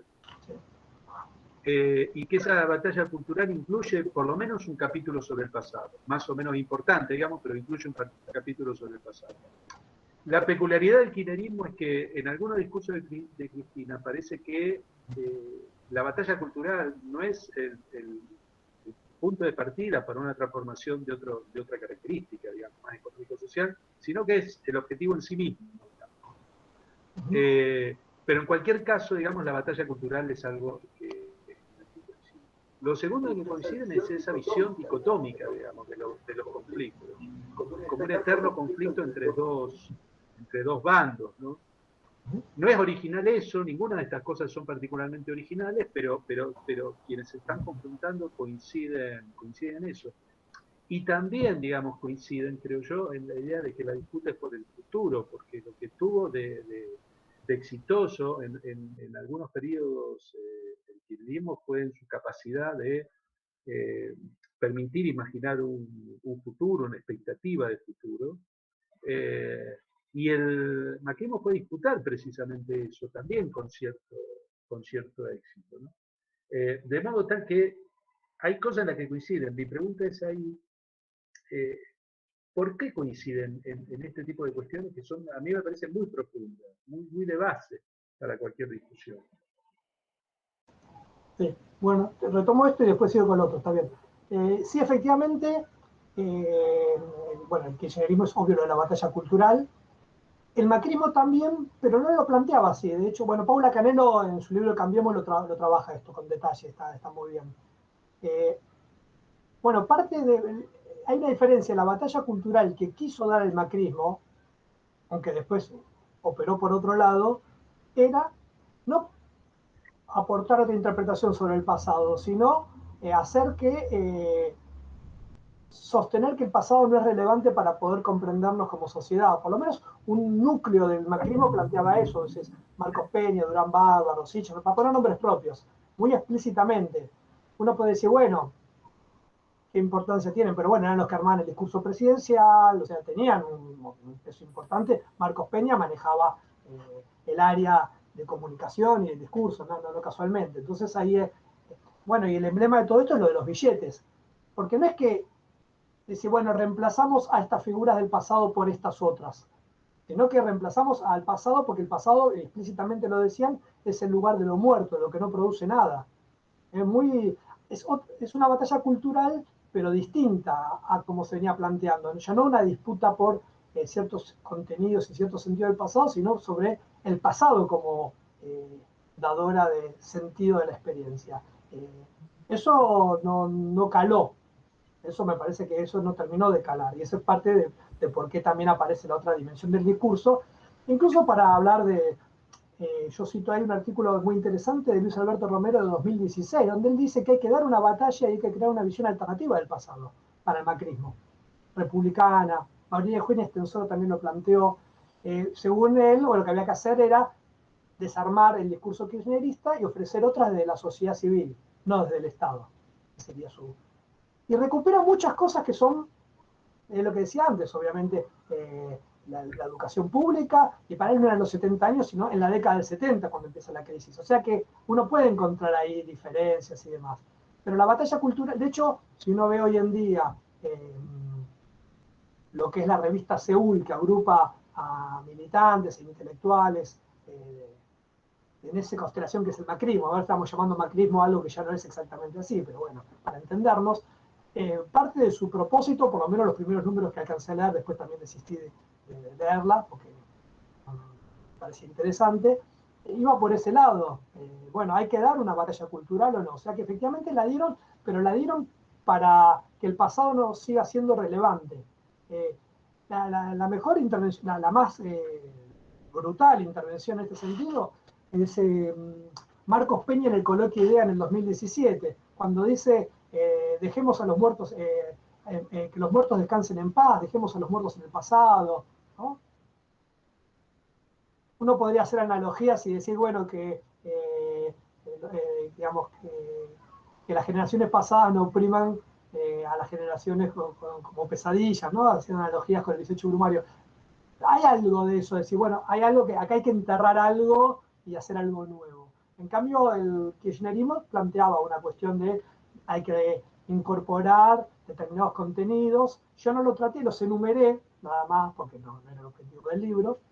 A mí me parece interesante algo que yo discuto muchas veces con tantos kirchneristas, que por momentos, algo que a mí particularmente me llama la atención, ¿no? La incorporación de Rosas, la reincorporación de Rosas junto a los organismos de derechos humanos.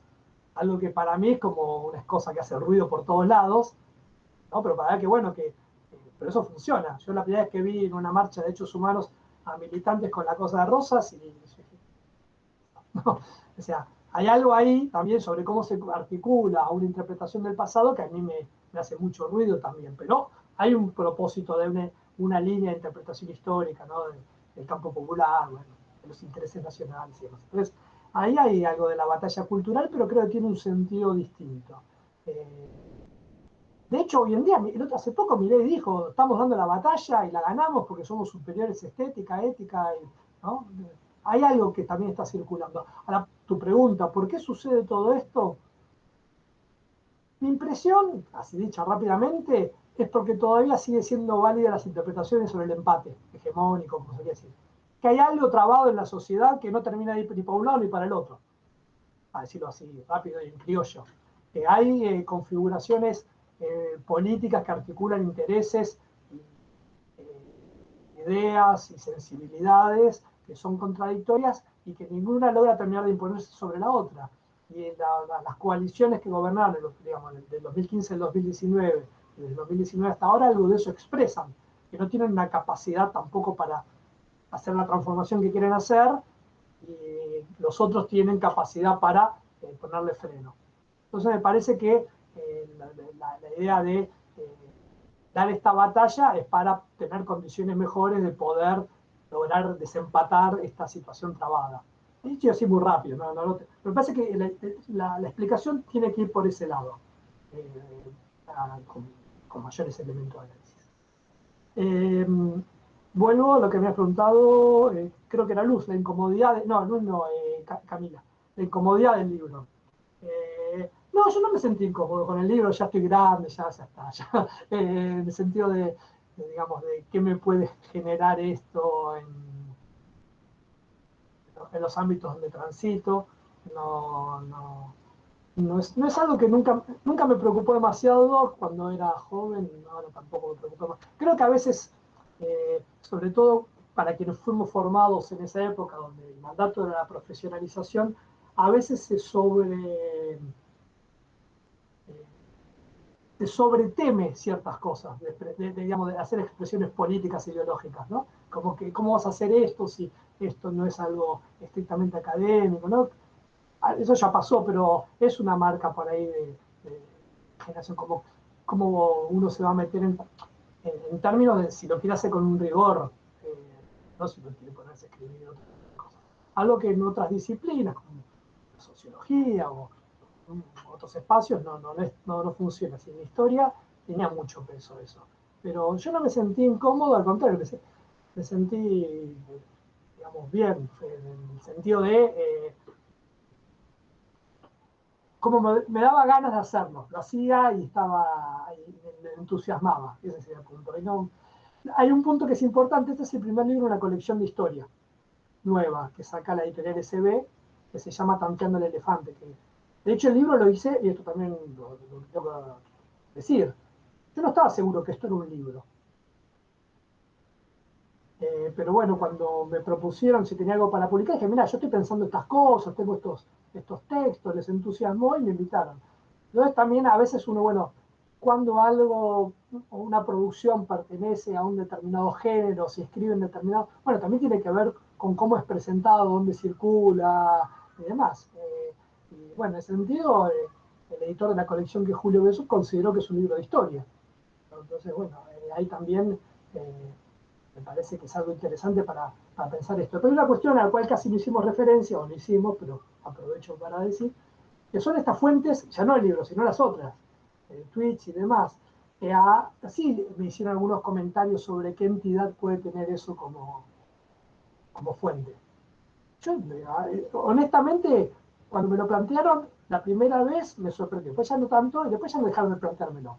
Pero me sorprendió porque para mí, digamos, cualquier testimonio producido en el orden social puede ser fuente. El tema es cómo lo trabajamos. Si un grafiti en un baño romano del siglo IV puede ser una fuente, ¿por qué no puede ser una fuente de un tweet? Digamos, a poner, ¿no? En todo caso, y ahí sí aparece esta cuestión de que yo efectivamente en los últimos años estuve muy involucrado en las redes sociales. Bueno, uno tiene que entender cómo funciona. Os pongo un ejemplo de algo que lo puse en el libro, porque yo traté en el libro, y esa también es mi forma de escribir a veces. Trato de poner cosas sin explicar demasiado y que para que alguien quiera tirar de ahí llegue al punto.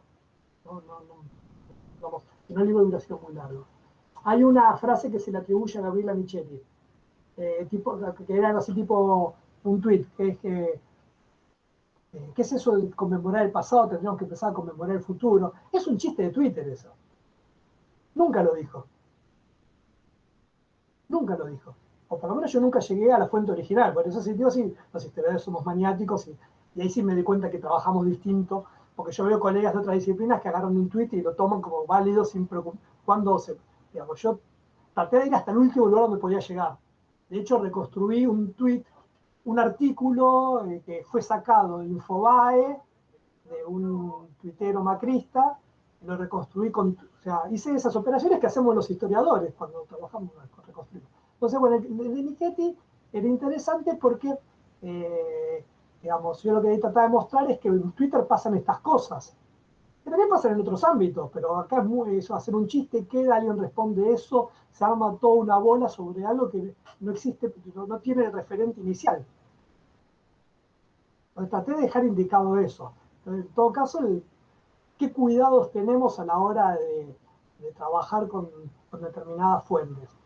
Y algo que lo dije en varias presentaciones, pero insisto, a mí me interesa mucho Twitter y ojalá los tweets del siglo XIX y del siglo XVIII, porque de algún modo permite saber algunas cosas que circulan en el discurso social que no sabemos cómo circulaban.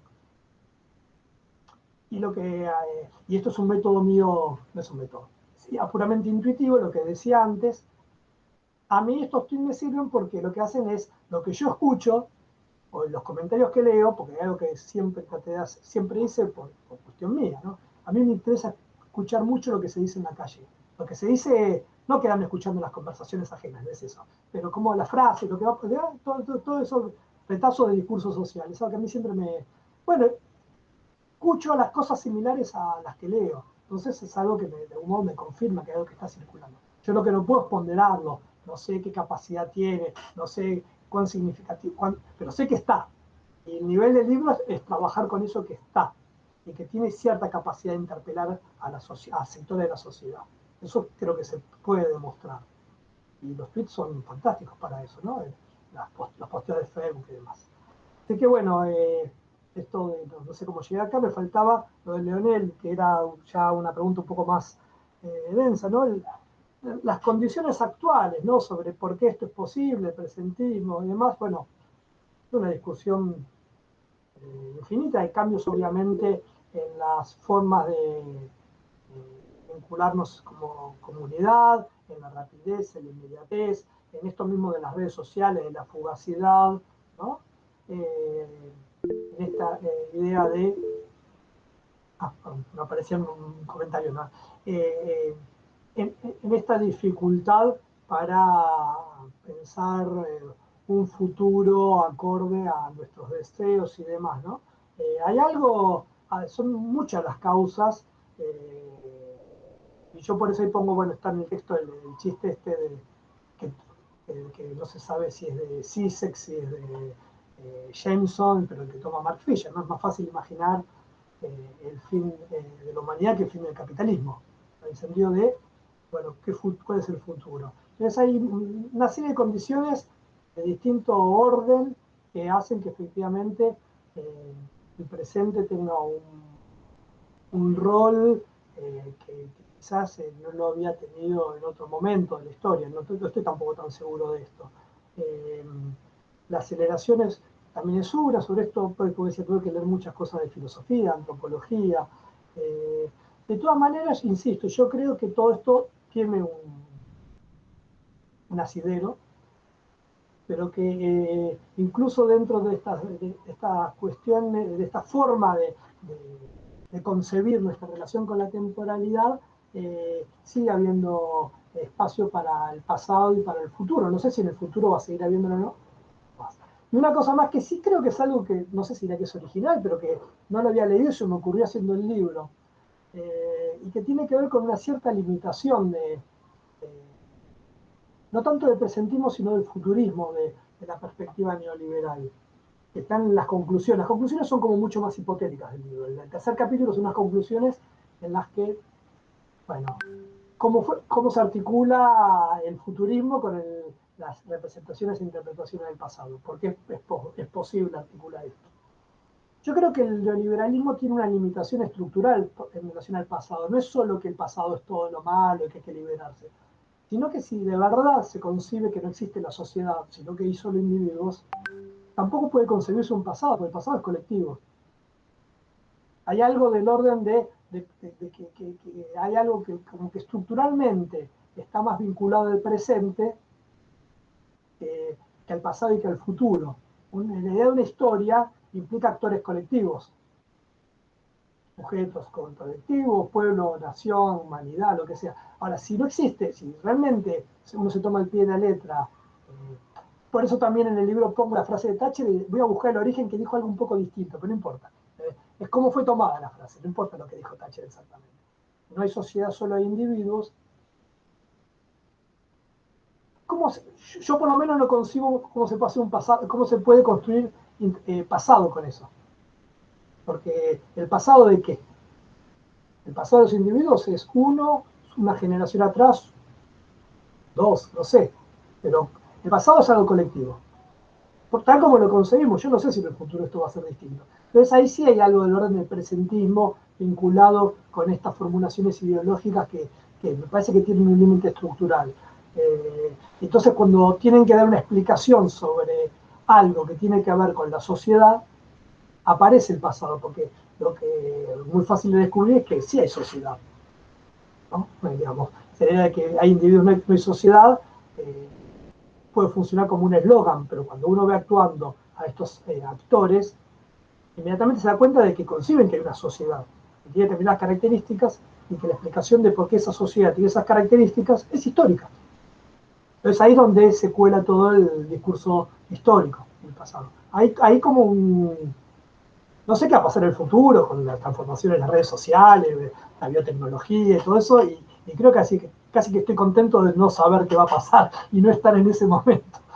Pero por ahora todavía yo lo que veo es eso, que hay un reacomodamiento, pero que el pasado sigue siendo necesario para poder formular explicaciones sobre la sociedad, para proveer de orientación y demás. Entonces ese presentismo funciona en un nivel ideológico, pero claramente no sirve para gobernar, por ejemplo. No, en el sentido que tenés que generar consensos más amplios, que tenés que interpelar a otros sectores, ¿no? Ahí se tiene un límite. Bueno, no sé si te respondí, pero es un poco por ese lado, la idea de que el presentismo tiene, por un lado, condiciones bastante difíciles de reconstruir en la actualidad, digamos, pero que tiene que ver con cambios políticos, socioculturales, económicos, afectivos.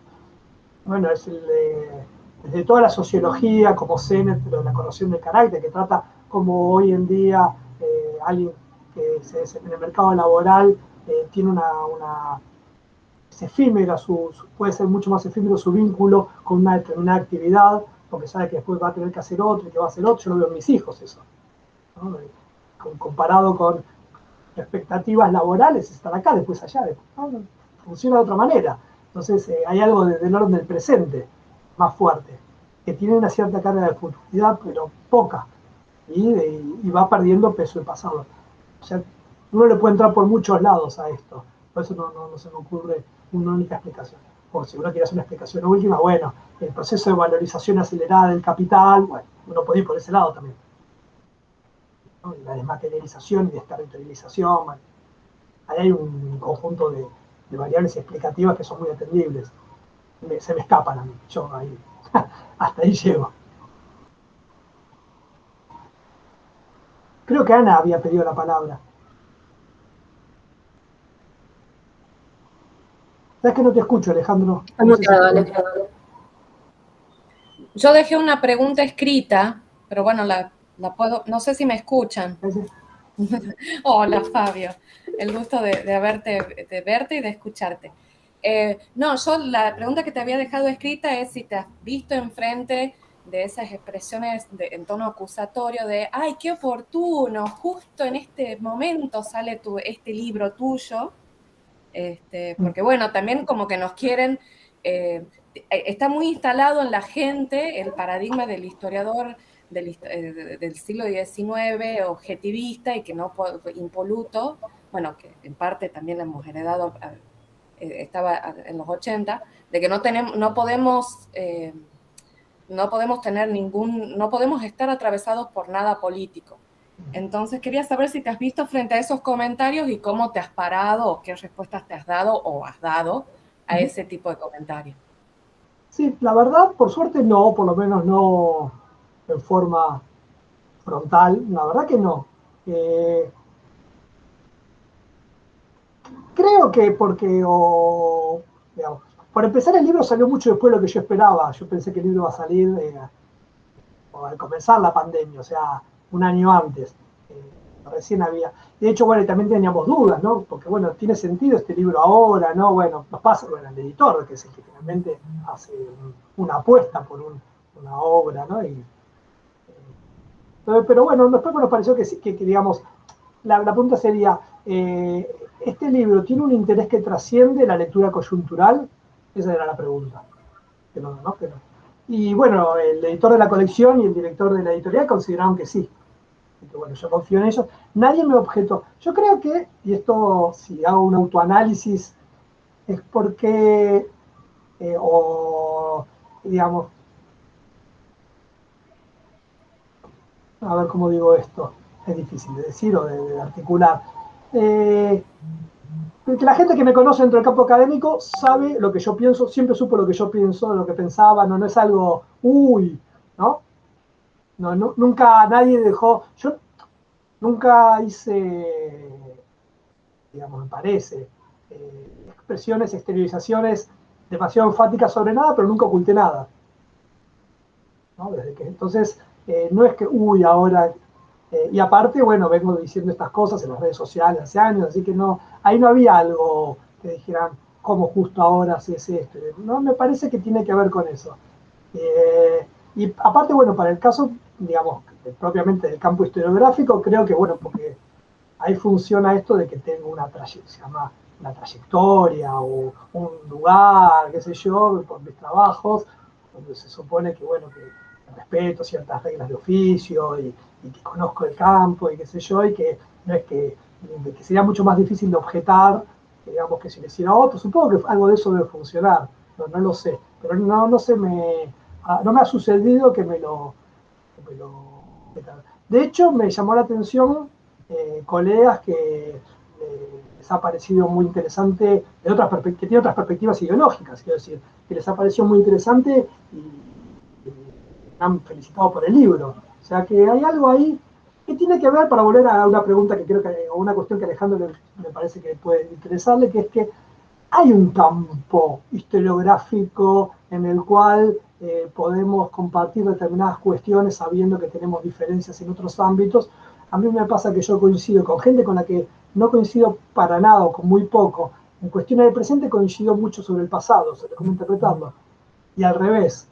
Y eso me remite a esa tensión entre la política y lo académico. O sea, finalmente se constituyó un campo académico en el que podemos funcionar, hay instituciones, y uno discute y sabe que tiene distintas posiciones, pero que hay ciertas reglas de oficio, ciertas formas de trabajo, ciertas cuestiones que se privilegian por sobre las otras.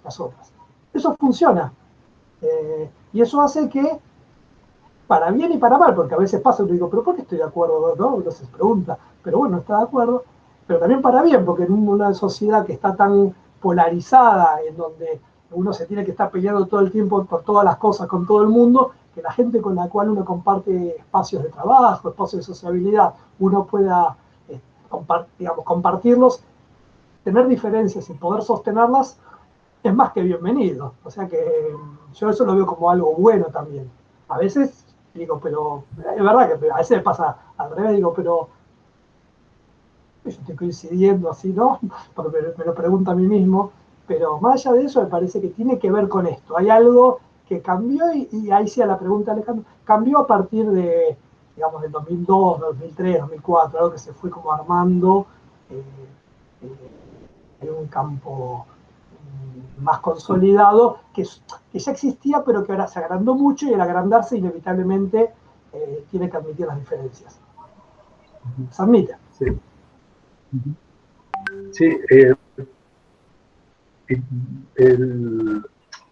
tenemos una pregunta más de Julia, si quieren, y para ir cerrando, ¿les parece? No sé si alguien tiene alguna pregunta más, porque ya hace 2 horas que lo estamos como quieran, yo soy de banco largo. A Fabio, por todos pero bueno, usted también está cansado. No, gracias por tu generosidad. Así que, Julia, si querés. Hola, gracias Fabio por esta oportunidad. Yo tenía una pregunta en relación a, bueno, algunas cuestiones que mencionaste, pero quizás al pasar en términos de cómo trabajar las fuentes que has elegido trabajar. Porque, bueno, una de las primeras cuestiones es que recordaba en tu faz tuitera que habías sufrido algunas lecturas, habías hecho de hecho capturas, tengo como ese recuerdo un poco vago de haber sufrido algo de la literatura que has elegido. Y entonces me preguntaba, ¿no? Por tus fuentes, ¿no? Por un lado, y las estoy como simplificando, yo las mencionaría por un lado las redes sociales y por otro lado lo que llamo la mesa de saldos, ¿no? En el punto de esos libros que pasan de la mesa de novedades cuando entras a una librería y después pasan a la de saldos porque tienen una temporalidad de minutos, no sé, es como que nadie los lee, salen como con fritas, no los leen ni los editores, no sabemos quién los lee finalmente y pasan al olvido rápidamente, ¿no? Entonces, mi pregunta por estos, y no sé si estás de acuerdo con estos agrupamientos que hice, es respecto a la temporalidad misma de las fuentes que usás, porque están como muy ligadas al olvido. Entonces me da la sensación de que tu intervención es lo que de alguna manera repone la memoria, en términos de, no, acá hay pasado, pero todo pasa tan rápido que es rápidamente olvidado. Y me da la sensación de que, no sé cómo lo pensás en términos de no solo ser un historiador, de que es muy ordenador tu libro, ¿no? Yo como volví a repasar el macrismo, que muchas cosas ya las olvidé, creo que por una cuestión de salud mental, pero es muy ordenador en términos tanto de, bueno, si sos antigualitarista, sos de derecha, eso lo decís hacia el final, es como que hasta me dio la sensación de que le dirías a alguien, no me jodas, si sos antigualitarista, sos de derecha, no me vendas cosas que no son.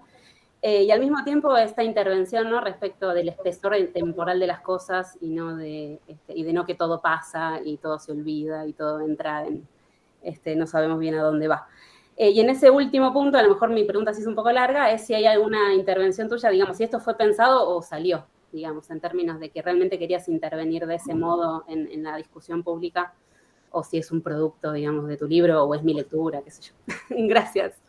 No, está muy buena la pregunta, María. Bueno, empiezo por una cuestión que dijiste. Lo de cómo se configuró un archivo es algo que de algún modo lo pensé y creo que son las razones por las cuales Julio Besub quiso que estuviera en la colección de historia. Es lo que él me dijo algo similar. Armaste un archivo de algo efímero. Le trajo, digo, más allá de la interpretación, ¿no? Me pareció interesante eso. Por eso también, y eso se lo agradezco a la editorial, que me permitió, yo podía haber citado el contenido de los tweets, pero yo quería poner la imagen, en la medida de lo posible, porque hay algo del orden de... Porque también, bueno, para los que conocen más, en la medida de lo posible ponía cuántos faps y cuántos retweets tenía, todo eso, ya como son cosas más sutiles, pero quería dejarlos, porque me parece que también es importante para entender la lógica de cómo funciona. Entonces sí, hay algo ahí. que fue premeditado sin saber, digamos, cómo iba a ser de este modo. De hecho, en la tercera parte, en la que vos hacías referencia recién, no sabía cómo terminar el libro, no sabía, porque ya tengo esto, ya tengo esto. Yo no quería escribir nada que sea relleno, quería que sea así, tac, tac, tac, tac, y que si hay algo medio deshilachado, quede deshilachado. O sea, en ese sentido sí era un libro de intervención, de coyuntura, en ese sentido. No en el sentido de, o no en un mal sentido, en relación a que la primera decisión, bueno, que yo tomé incluso en una versión original que hice de la introducción, lo había escrito, después lo saqué, bueno, eso sí, así vuelta, que mi forma digamos, de dar cuenta de todo este fenómeno era tomármelo en serio. O sea, para mí esto es, yo puedo agarrar los tweets de Alejandro Rosilla y decir es una huevada. Y lo puedo decir ahora, es una huevada. No importa, lo digo en Twitter también, o sea, no me disocio, no es que... Ahora, es una huevada que hay que tomársela en serio, porque es el que le hacía los discursos del presidente. Y tenía un cargo y tenía una oficina al lado del presidente, en la Casa Rosada. Entonces, y esos discursos decían cosas similares a ese tweet. Ese es el punto. Ese es el vínculo. Tenían el mismo espíritu, podemos decir, y apuntar en la misma dirección. Entonces, la idea tiene que ver sobre cómo lo trabajé, es tomándomelo en serio, tomándolo como fragmento, si quieren, fragmento de un discurso político ideológico sería esto. Y cómo con estos fragmentos trato de reconstruir el sentido de ese discurso. Entonces, ahí, esto que me gustó, lo de los saldos, el rubro saldos, efectivamente hay varios libros que son de coyuntura, o los libros de Fernando Iglesias. Escribe el mismo libro cada 2 años y le cambia el título y la tapa, no sé, o sea, el peronismo es malo, malo, malo, y le pone una tapa de una imagen, ahora es el peronismo en el medioevo, ¿no? Pero mucha gente cree eso. Acá nos podemos reír, pero a mí me interesa, digamos, yo si algo no creo es que la gente sea tonta, en el sentido de que no es que, o alienada, no me interesa ningún tipo de análisis de ese estilo. O sea, si hay algo que funciona, tengo que buscarle las razones. Y ahí es donde me tomo en serio como analista o como alguien formado en disciplinas sociales. Si esto existe y tiene relevancia, tengo que entenderlo, no descalificarlo. O en todo caso, la descalificación corre por otro carril, en Twitter. Yo de todo esto que acá me tomo en serio, en Twitter me puedo burlar. Y a veces me lo tomo en serio.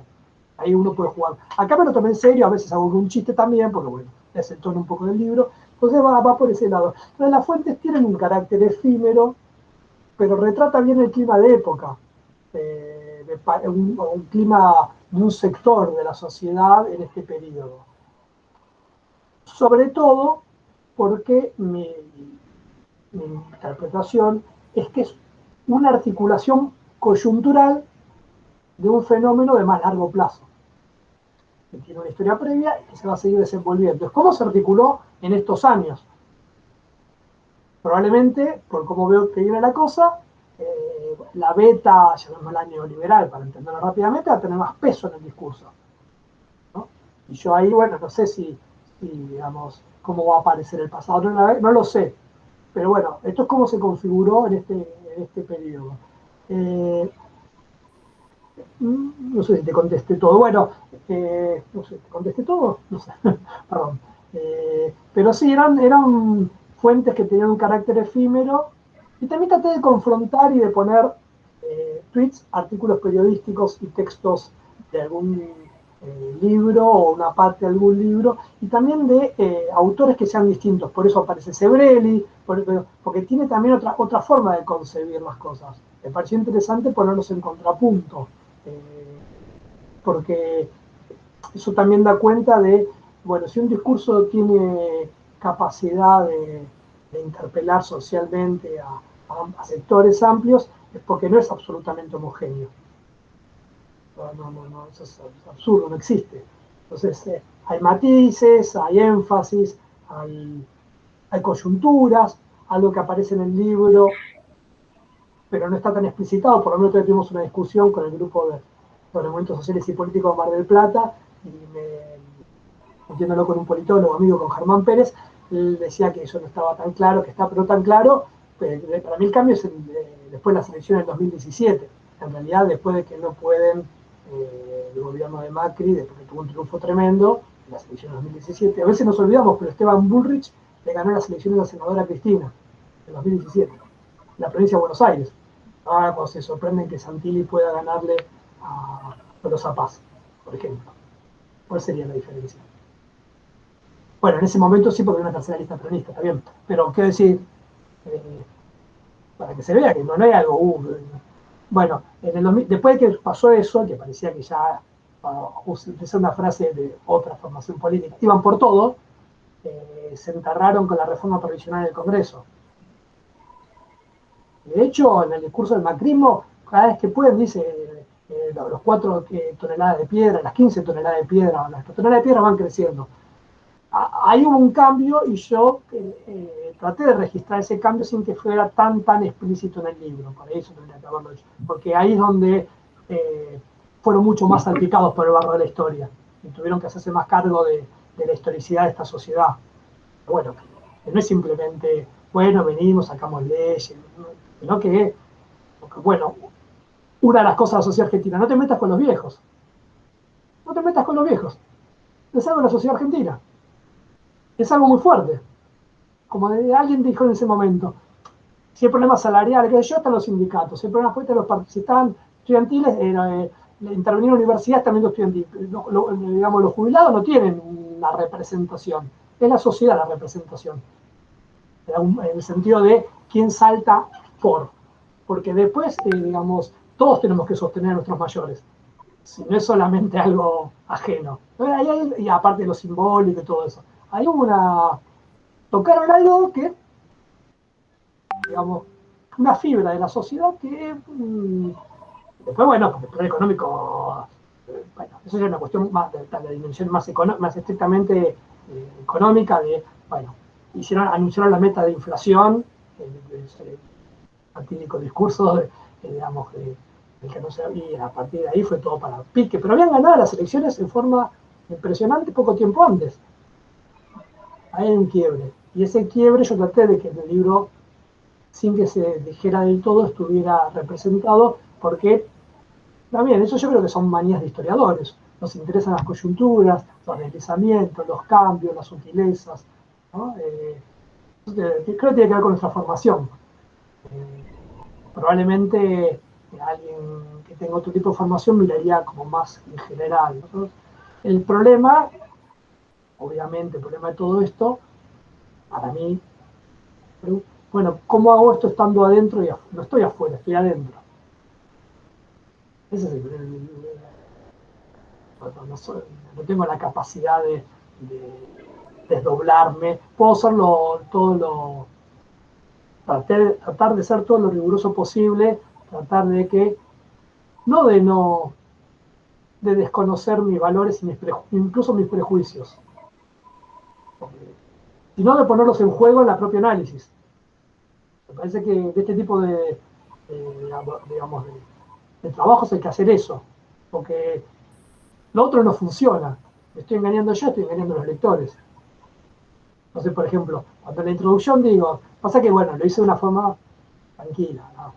Cuando planteo, por ejemplo, que algo pasó en la sociedad con la temporalidad y demás, y que, bueno, que de algún modo el neoliberalismo atraviesa toda la sociedad. Incluso aquí pongo algo así como a quienes combaten o dicen combatir esas ideas y esa forma y esas concepciones, y me pongo entre guiones, decimos, yo estoy adentro de eso. Trato de que haya unas marquitas, en el sentido de que a mí también me atraviesa, que yo también soy un consumidor, que si una empresa, no sé qué cosa, yo me quejo, digamos, no es que funcione de otra manera, que a veces también yo me ensarto con cosas de las redes sociales que reproduzco y que no tendría que haber reproducido, o hice algo que, digamos, no es eso, digamos. Ahora, siendo parte de eso, ¿cómo puedo correrme un poco para mirar un poco más en general y hacer un análisis? El libro trata de hacer eso. Y es parte de sus limitaciones, ¿no? Es parte de sus limitaciones. en ese sentido es un ejercicio interesantísimo, intelectual, quiero decir. Y es lo único, con esto espero que puedo terminar por lo menos, a menos que haya otra pregunta, no hay problema, pueden hacer. Ese fue el tomarme en serio, el tomar en serio todo esto. Porque me pasó en discusiones que tuve previas al libro, por eso es que yo discutí varias veces esto, en distintos encuentros académicos, militantes, eso también fue interesante, como es un texto que puede circular, o las ideas que tenía en distintos ámbitos. Y medio cuando yo decía, bueno, no, porque estamos atravesados por este problema, que no es solo que también tienen posiciones populistas o de izquierda, estamos atravesados por esto, y ahí tenía mayores recelos, ¿no? En algunos casos. ¿Cómo nosotros no somos? Y bueno, estamos de algún modo insertos en un estado de cosas que si no reconocemos cuánto de aquello que no nos gusta también formamos parte, va a ser difícil que dejemos de serlo, ¿no? Hay algo ahí. En todo caso, bueno, otra cosa que hice en el libro, son esas pequeñas. El capítulo sobre la orientación futurizadora, lo voy a buscar a ver si lo encuentro rápido, termina no con algo del macrismo, sino con algo del kirchnerismo, que es no, a ver, espera un segundo. Bueno, que la directora del Museo del Bicentenario, que no me acuerdo cómo se llama, en febrero del 2016, perdón, del 2019, del 2020 sería cuando asumió Alberto Fernández, que se lo funcionario de Alberto Fernández, tiene un discurso sobre, bueno, el pasado ya está, hay que mirar el futuro, un discurso que era similar. Yo decía, pero esto quién lo dijo, Marcos Peña, la funcionaria esta, son discursos que están en la sociedad. Obviamente en cada configuración política e ideológica se articula distinto. Si no, digo, así total, ya está todo grabado. Una de las cosas que analizo en el libro es la voluntad de Macri en el foro de Davos en enero del 2018, cuando dice que el Mercosur y el Mercado Común Europeo tienen que hacer un acuerdo porque en Sudamérica todos somos descendientes de europeos. ¿No? Ahí lo que hizo fue trasladar una interpretación sobre la historia argentina a Sudamérica. Bueno, ahora, yo digo, bueno, esto lo dijo Macri. Bueno, hace unos meses Alberto Fernández tuvo toda la cosa de que los argentinos descendemos de los barcos, qué sé yo. O sea, hay interpretaciones sobre la sociedad, hay valores que nos recorren, o sea, por eso somos una sociedad. Porque un poco lo que planteaba antes Alejandro, hay cosas que articulan, que atraviesan, que recorren, que hacen que en un punto tienen posiciones muy distintas, sin embargo, compartan determinadas otras. Bueno, y para mi gusto el problema es que muchas de las cosas que nos están articulando ahora son las peores que tenemos, no las mejores, en todo caso. Hay muchas que son muy buenas, están ganando los malos. Fabio, muchísimas gracias. Desgraciadamente tenemos que cerrar, yo tengo que tomar examen en un ratito. Pero te agradezco muchísimo la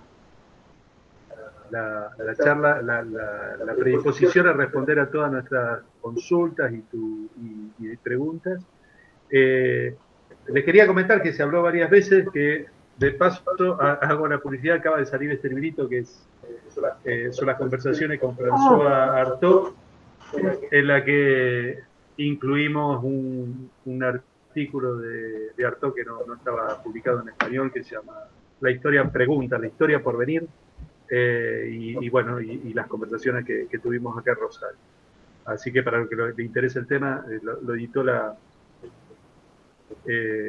editorial de la Facultad de Humanidades, así que aprovecho para la propaganda. Así que agradecerte, si tenés algo que agregar y pues saludar, nosotros felices con tu intervención y tu predisposición. No, bueno, tu generosidad. El agradecido soy yo, porque bueno, a mí me gusta mucho, como ven, charlar y discutir, eso es algo que lo puedo sostener durante horas y me da mucho gusto también compartir y discutir estas cosas, estas ideas de que está en el libro con colegas, digo, porque no fue escrito para colegas, pero también quiero discutirlo con colegas, porque me parece que tiene dimensiones o tipos de análisis o problemas que plantea que son interesantes, más allá de cómo yo los resuelva bien o mal, eso es otra cuestión, que son interesantes para que tengamos presentes, para discutir colectivamente. ¿No? Me parece que en ese sentido muy contento y muy agradecido, aparte como dije antes, para mí siempre estar en Rosario, aunque sea en forma virtual, es un gusto, así que lo que espero que la próxima sea en presencial y estoy muy agradecido. Y bueno, muchas gracias. Bueno, muchas gracias a todas, a todos los presentes, espero que nos volvamos a ver pronto y por ahora nos despedimos y nos volvemos a encontrar en un próximo evento. Fabio, quédate 5 segundos más si querés en el chat. Bueno, saludos. Chao, muchas gracias. Chao, gracias a todas.